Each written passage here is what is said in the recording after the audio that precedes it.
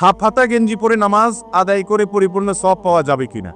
আমার ঠিক পেছনে একজন নামাজ আদায় করতেছে, তার নামাজ শেষ হওয়ার আগে আমি যেতে পারবো কিনা, নামাজরত ব্যক্তির ঠিক কতটুকু সামনে দিয়ে যাওয়া যাবে, আজানের পূর্বে মুয়াজ্জিন দুরুদ ও সালাম পড়ে এটা জায়েজ আছে কিনা। ঘুম থেকে উঠে যদি দেখি ফরজ গোসল করতে হয়, একই সময় যদি ফজরের ওয়াক্ত বেশি সময় না থাকে, এমত অবস্থা করণীয় কি। গোসল ফরজ হলে গোসল করা ছাড়া নামাজ পড়া যাবে, গোসল করেই তারপর নামাজ পড়তে হবে। আপনি যদি এমন কোনো পরিবেশে থাকেন যেখানে গোসল ফরজ হয়েছে কিন্তু এখন গোসল করলে সেটা আপনার কাছে মনে হচ্ছে লজ্জার বিষয়, সেটা হয়তো অন্যরা দেখলে আপনি একটু হেজিটেশনে ভুগছেন, তাহলে বুঝবেন এই লজ্জাটা শয়তান সৃষ্টি করতেছে। কে সৃষ্টি করতেছে? শয়তান সৃষ্টি করতেছে। ইমানদার কখনো ফরজ কাজ করতে লজ্জা করতে পারে? কিসের লজ্জা এখানে? আমার গোসল ফরজ হয়েছে, আমি গোসল করছি, সবাই জানবে, অসুবিধার কি আছে? যদি আপনার মধ্যে কোনো হেজিটেশন হয় তাহলে বুঝবেন মিস্টার ইবলিস হাজির হয়ে গেছে। এই লজ্জা ইমানের অঙ্গ না, এটা কুফরির অঙ্গ। অতএব এই লজ্জাকে জয় করতে হবে। এটাকে সৎ সাহস বলে যে আমি ভালো কাজ করতে কোনো প্রকার ভয় সংকোচ করব না, এটা করতে হবে।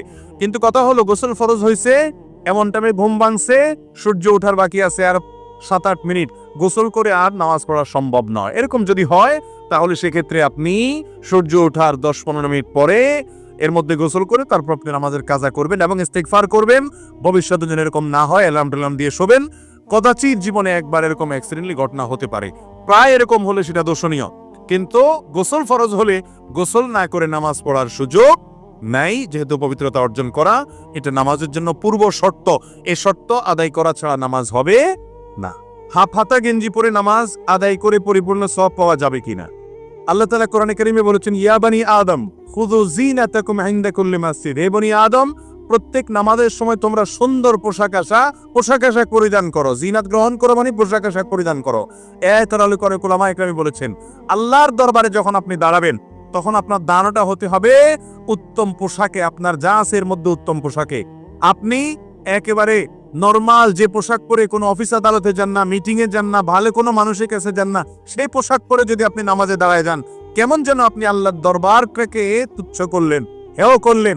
আপনি আল্লাহর দরবারটাকে কোনো মর্যাদা দিলেন না। এজন্য আল্লাহর সামনে দাঁড়াতে গিয়ে এরকম কোনো পোশাক পরা উচিত নয় যেটা পরে আপনি অন্য কোথাও যান না। এখন সাধারণত হাফ হাতা গেঞ্জি বা আপনার টেডি মার্কা অনেক গেঞ্জি আছে, এগুলো পরে আমরা গুরুত্বপূর্ণ কোনো জায়গায় যাই না, সেজন্য এগুলো পরে সালাত আদায় করা মাকরুহ।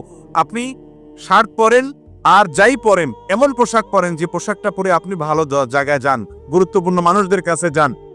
আপনি নামাজের সময় আসলেন আর নরমাল কাপড় পরলেন, অনেকে দেখা যায় বাসার বাড়িতে গামছা গায়ে দিয়ে নামাজ পড়া শুরু করে দেয়, আছে না নাই? এগুলো উচিত না। এগুলো হলো